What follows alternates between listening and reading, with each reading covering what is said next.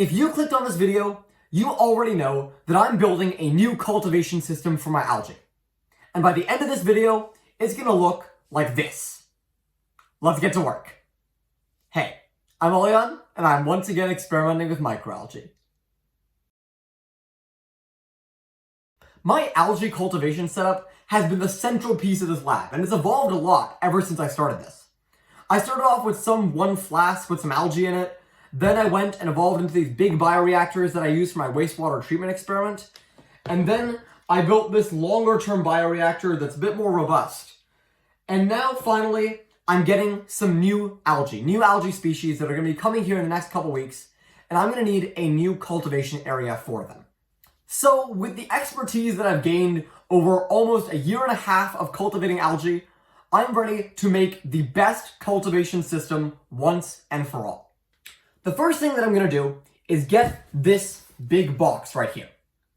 In the past, my algae systems have always been open air. They've been on top of boxes, and yes, they've had caps and lids and stuff, but they've all ultimately been open, and I prefer them to be a little more closed, a little more sheltered, so I'm going to be putting them inside this box. There's another reason for this box, which will become apparent in a little bit as well.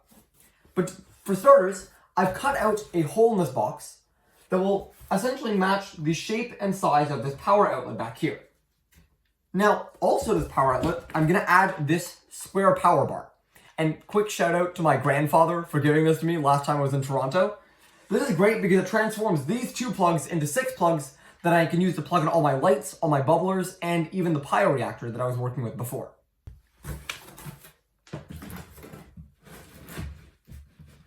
Alright, so that box is a nice snug fit into the back wall here.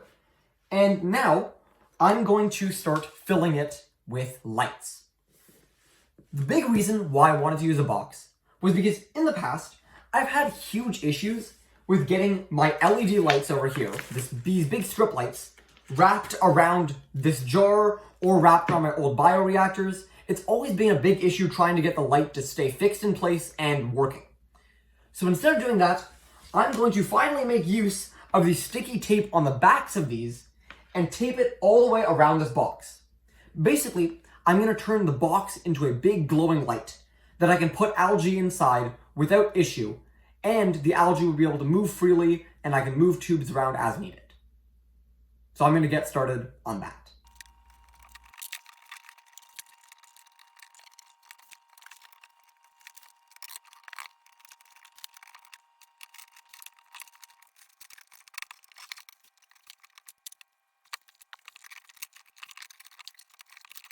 Alright, that took a lot longer than I thought it would, to be honest.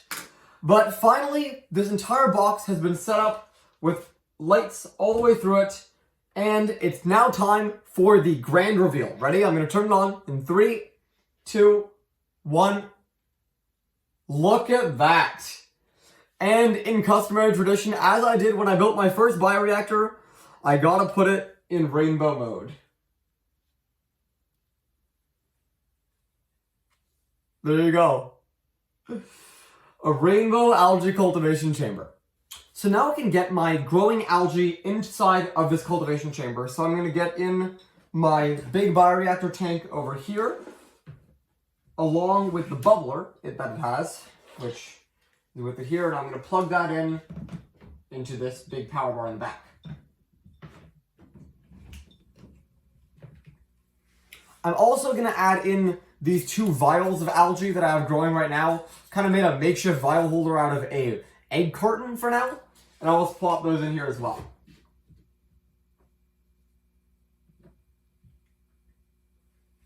So with this all set up, I'm pretty much ready to receive my algae, which I'm going to be getting from the University of Waterloo in the next couple weeks. So make sure to stay tuned for that.